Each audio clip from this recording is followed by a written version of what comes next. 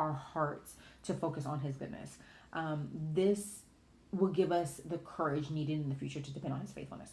And so what I mean by that, and check out Psalms 78, 4 and 7, 78, 4 and 7 in Psalms. We have to discipline ourselves. Focus on his goodness. Even when it gets hard, even when things pop up and you're like, what is this? What is going on? God, what in the world? You have to discipline your heart. I'm not going to go there. I remember when God did this. I know that God is faithful. I know that God is good. I know that God has brought me over. I know that God has brought me out. I know that God has brought me through. I know that God has equipped me for whatever he has placed me in. I know that God is strengthening me for whatever battle is to come. I know that God has placed the right people around me. I know that God has removed the right people from me. I know all of these things. My heart will stay set on the goodness of God. Therefore, I will have the courage to pursue his faithfulness. My faith will not fail. My faith will not fail. Discipline your heart every day. Every day, get up. Talk about the goodness of God. Focus on the goodness of God. And it is not to be fake. It is not to be happy-go-lucky 24/7. It is to remind yourself of the God that you serve. Focus on his goodness, and the courage of his faithfulness will find you. It will find you. And it will be easier for you to move forward. It will be easier for you to remember who you are in him. It's good. It's good stuff. So let's talk about the takeaways from Ruth. So Ruth 1, 16 through 17 is Ruth decided to stay with Naomi, and that was a decision to follow Christ and begin the work of relationship. So y'all gotta know. Good friendships, good relationships, they take work. You start the first step. I'm gonna be friends with you. You start the first step. I'm gonna date you. That's the first step. But there's actually work that goes into it. You have to communicate. You have to build. You have to grow. You have to lose. You have to prune. You have to cry. You have to have some moments of weakness. You have to have some moments of strength. You have to have hard times. You have to have great times. There is work in relationship. So her first step into saying, where you go, I will go. Where you lodge, I will lodge. Your people shall be my people. Your God shall be my God. That was just the first step. But it was also the first step of beginning the work of relationship. So remember that. Haggai said, get up, work. This is the declaration of the Lord of armies. Ruth had the same thing. I have to begin the work of relationship, of sustaining my relationship with a God I do not know, but who I have come to love through my mother-in-law. And Esther had to get up and do the work of relationship with her people and say, hey, I'm in this place by myself, surrounded by wealth, but I realize that I have to work at maintaining the relationship that I need with the people of God, because I have to help save them. When God calls us to something, there is no guarantee that it will be comfortable or make sense. So check out Ruth 1, 11 through 13. Most times it's not going to be comfortable. Most times it's not going to make sense.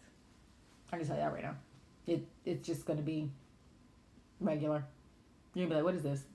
What is this? This is not spectacular. This is not amazing. This is not easy. This is not comfortable.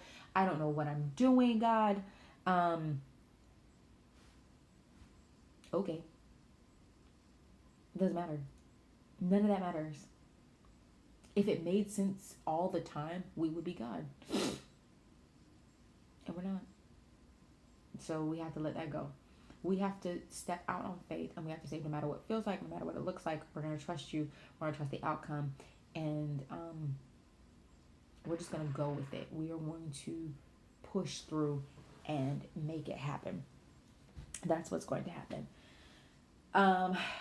So also, sometimes it's going to be unlikely that connections that draw us, sometimes it will be unlikely connections that are going to draw us to or reveal to us the nature of God. So check out the story of Hosea. I'm just going to throw that out there. It's an amazing, amazing story.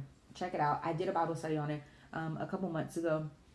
And my suggestion to you would be to read the actual book of Hosea.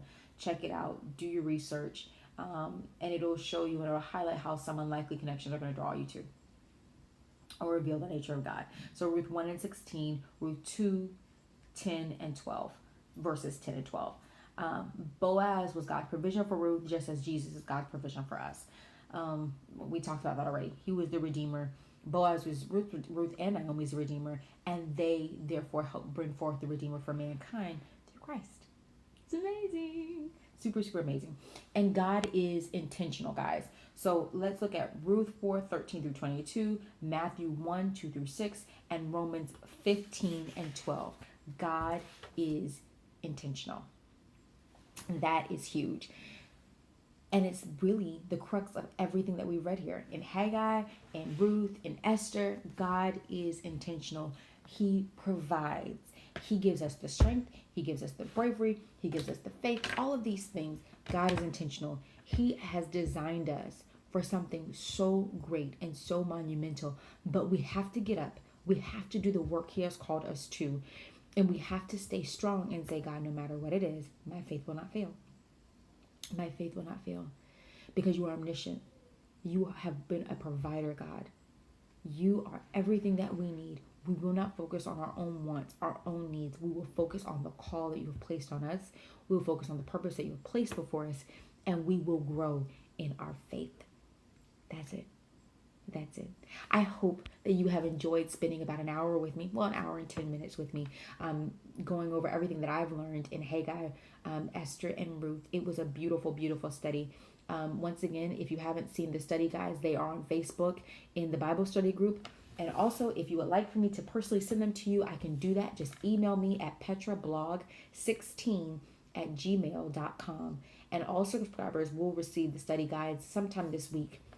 If not today, sometime this week, in your subscription newsletter, okay?